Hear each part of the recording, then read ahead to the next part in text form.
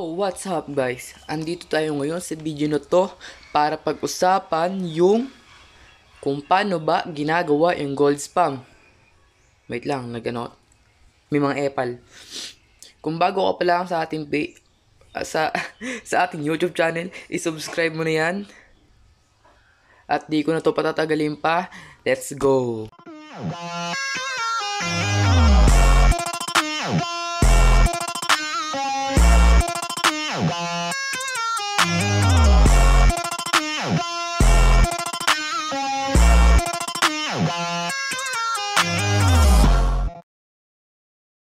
So, paano nga ba ginagawa yung gold spam guys? First, muna natin, setup muna natin. Pindutin nyo yun. Select memory range.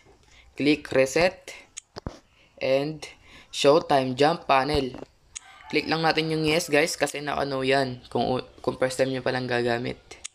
So, at dahil dyan, okay na. I-click natin yung stock. Kailangan natin siyang i-stock guys. Lahat yan. Habang naka-on yung wifi. And, i-replace lang natin siya guys. Nang nakapatay ang wifi. Ganun lang guys. Ganun ang gagawin nyo. At sa mga nahihirapan, panoorin nyo lang ng panoorin yung video hanggang sa mag-gets nyo. So, at dahil dyan, pindutin na natin to. And bago ang lahat, ayan, i-click nyo yan guys. 200. And back. Click lang natin.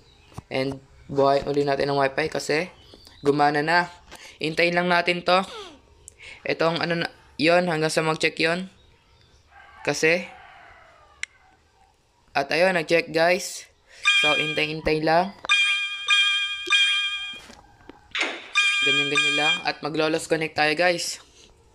So, at pagbalik natin sa game, ayun na guys, pwede na.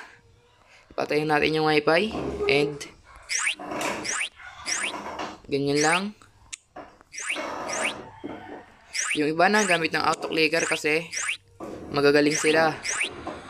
Pero tayo, hindi tayo gagamit niya kasi tutorial naman to. And bago mag-connect, kailangan nakaganyan na uli yung setup niya guys. At hintay lang natin uli mag-check yun. At nag-check na. Pinutin lang uli natin yan. Hanggang sa mag-lost connect tayo. So guys, ayun.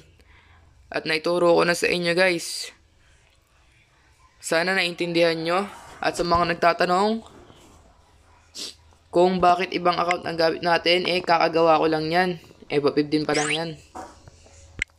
And sa mga magpapalagay ng furnace, kailangan po natin ng 900 gold pataas. At kung sa mga nagtatanong kung may bayad, wala tayong bayad doon mga pre. Kailangan lang natin ng 900 gold pataas at ako na bahala maglagay ng furnace sa inyong mga rooftop.